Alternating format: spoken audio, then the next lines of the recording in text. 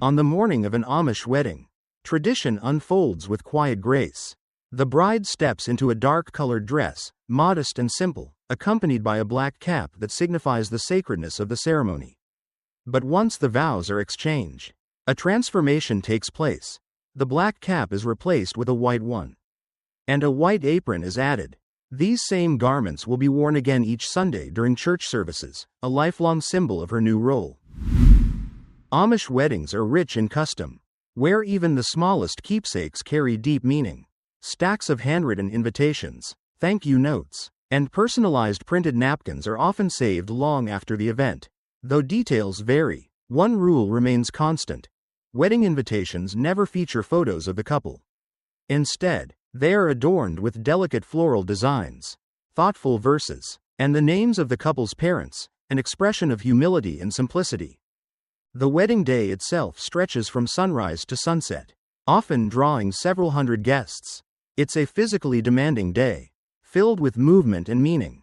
In Middlefield, Ohio, a region with a significant Amish population, most weddings take place during spring, summer, or fall. Winter ceremonies are uncommon, usually reserved for those remarrying. Even attire is dictated by tradition. Tucked inside the invitation, a small fabric swatch reveals what color guests should wear. Cooks are assigned darker hues, while table waiters wear lighter ones. Early on the wedding morning, the bride and groom select two couples to act as witnesses. These four, whether dating or not, accompany the couple to a neighbor's home where the ceremony is held. Afterward, the community gathers at the bride's family home for a reception rooted in shared labor and custom. Guests begin to arrive at the neighbor's home in the early morning, entering a space that echoes the rhythm of a Sunday church service. Traditional hymns fill the air in soft harmony, until, after two particular songs, the room falls into sacred silence. This is the moment set aside for the bride and groom. The entrance is highly choreographed. First, the groom's chosen witness and their partner appear, followed by the couple, walking side by side. The bride's witnesses follow closely behind. They take their place in the center of the room, seated on 6 chairs, surrounded by guests on wooden benches. Elders are given more comfortable seats in a gesture of respect. A quiet rule governs the space. No one may pass between the bride and groom. Any necessary movement must go behind them, never through the symbolic space that binds them. Family members and helpers soon begin to take their places quietly, filling in the remaining seats. When the moment comes, the preacher rises and speaks. If no objections are voiced, and the couple remains committed, they step forward, groom first, bride just behind, eyes cast downward. They listen as the preacher solemnly asks for their consent. With a single word, yes, they affirm their vows. The congregation rises, and a prayer is read aloud from a centuries-old book, its words echoing through generations. The preacher joins their hands in a symbolic gesture of unity. Another quiet, yes, is spoken. Then, the couple kneels together in prayer. There is no applause, no kiss, only stillness. As the ceremony ends, they return to their seats, now as husband and wife. Behind the scenes, cooks and table waiters move quickly, returning to the bride's home to prepare for the reception. The couple and their witnesses rise once more, exiting in the same order they entered. At home, a small change marks the shift from sacred to celebratory. The bride and her female witnesses remove their black caps and replace them with white ones. The reception is a true communal effort.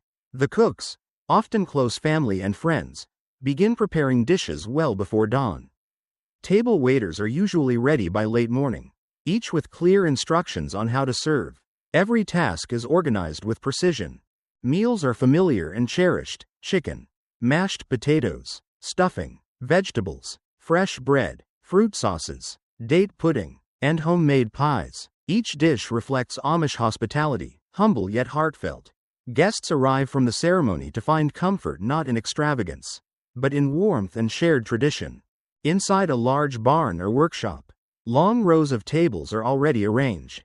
Guests take their seats while young waitresses, assigned to specific tables, begin their quiet service. Non-Amish guests, when invited, are often seated separately and treated with thoughtful respect. At a special table known as the ek, the bride and groom sit with their witnesses. decorated by the bride herself. This corner often features fresh flowers and a wedding cake. Once everyone is seated, the meal begins, opened with silent prayer and followed by a quick, efficient serving. When finished, the waitresses begin clearing the tables.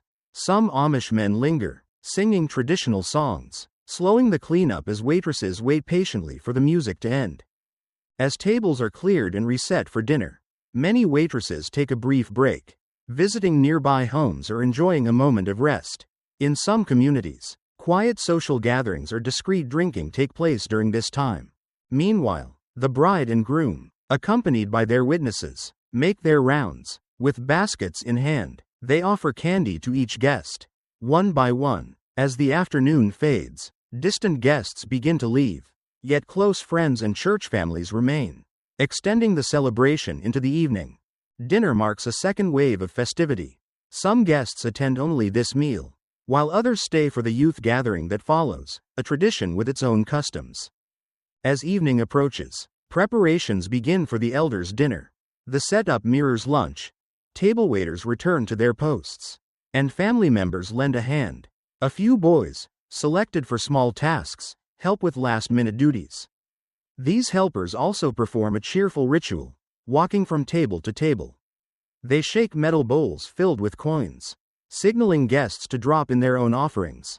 The sound is unmistakable, a joyful clatter inviting generosity. This tradition takes place twice, once at lunch and again at dinner, with all proceeds gifted to the couple. With the final meal complete, the youth gathering begins. Couples enter together, while those still single are paired up, names called out by the bride and groom. Some find themselves beside complete strangers, creating moments of awkward tension and quiet laughter. Dinner for the youth typically includes hearty comfort food, casseroles, chicken noodles, or meatloaf. In some communities, a bit of drinking may have occurred beforehand, adding an unpredictable edge to the evening. After the meal, a few songs are sung, and slowly, the celebration comes to a close. As the night winds down, some guests linger to help clean, but by 10 p.m., the day ends, not with loud farewells, but with the gentle hum of a community returning home, their hearts full and their traditions honored.